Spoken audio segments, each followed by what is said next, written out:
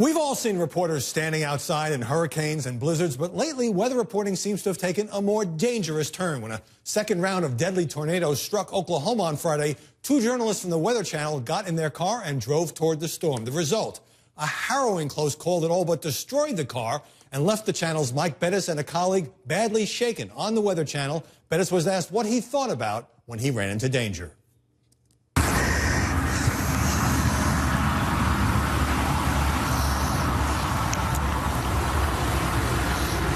Good question, Dave. I know Jerk. it's tough. I know it's Jerk. Sorry.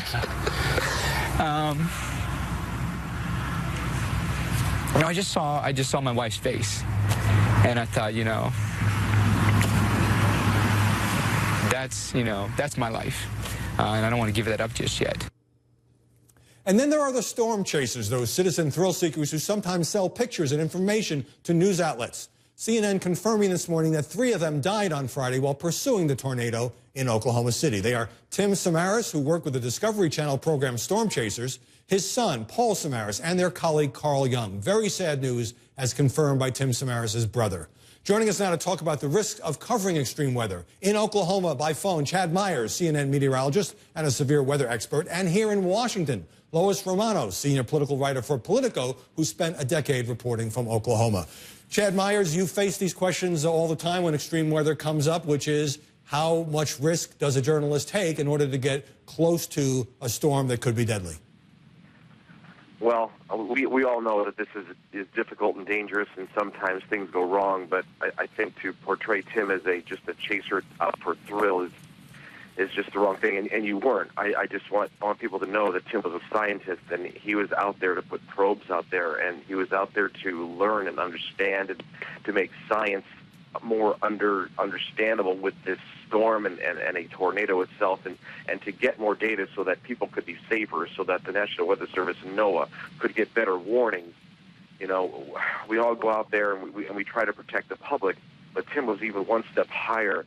And I've had a very hard morning. You can hear it in my voice, I'm sure. Yeah, I really can, Chad. And Tim Samaras has an engineering background. What a tragedy that he was killed with his son. He says that he has gotten by financially by getting snippets of funding from the government and from the media. And Lois Romano is somebody who lived in the Oklahoma City area, in the Tulsa area, I should say. There's just no one safer than Tim. Tim, he would never put himself in danger. He certainly wouldn't put his son in danger. And to get left turned by that storm or right turned, wherever Tim was, I don't know where he was. But that was a very dangerous storm to chase. We knew it. And we saw chasers just in pickup trucks driving into the tornado. And we were looking at them, and we're on live TV at 4:45 on the lead with Jake Trapper. And we're like, where are these guys going? Not Tim. But where are these people driving to? Because the tornado is going to form right there. And so many people got too close this time. It didn't start as an EF1 almost. It started as a multi-vortex large tornado, and people were under it when it started. We were about 7 miles away. We were in a perfectly safe position, and I'm sure Tim was too. But he wants to put these little probes out there to figure out what the pressure drops is, what this multi-vortex means, and how to better forecast a large tornado dropping straight out of a storm, not starting as a 70-mile-per-hour dust devil. Chad, let me jump in and turn to Lois Romano, who worked in Oklahoma, where tornadoes, of course, are a way of life. And sure, in 1999, there was a storm in Moore, which was also recently hit. Right, it paralleled the storm. And you interviewed people, and talk a little bit about the media's role in this. Well, first of all, let me just say it's like covering a war zone. So there is a very important role for the media, and they're doing a public service. But I went into the aftermath of the storm, and an elderly gentleman took me into what was his home. It was completely torn down, and he showed me his easy chair, which was maybe about 50 yards away. And he was telling me how he was sitting in his little condominium, in his easy chair, watching the radar from all the weather channels, when all of a sudden he realized the thing was getting really close. And he just said, whoops, I better get in the car. And then he just went and raced himself ahead of the tornado. So he believes that the weathermen saved his life. And so it plays a role. I mean, the media play a role in warnings. They play a role in assessing the damage because they fly the helicopters, which then in turn lets the government declare it a disaster area and gets aid. Right. And Chad Myers, you talked about being perfectly safe because you were 7 miles away from this killer storm. But can you really be perfectly safe in that kind of situation? And is Is it journalism and a desire to be near the action that leads meteorologists and journalists and correspondents and Weather Channel people to try to get as close as possible, or is it also just good television? Well, we all know where to be on a tornado that moves to the northeast, Howie. We all want to be to the southeast of the storm. We want to be where the air is clear. It's not even raining. There's no hail.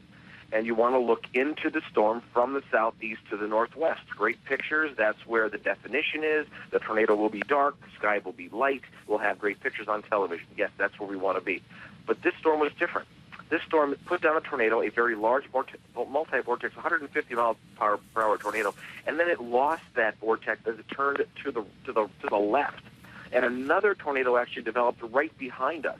We had driven another 10 miles away from the storm, and another tornado set down not less than a mile from us. Right. And then later on in the day, 15 minutes later, another tornado was on the ground 15 miles west of there that was heading back to us. Just underscoring how dangerous these assignments can be, and you're often in the middle of that, Chad Myers. Appreciate your calling in from Oklahoma.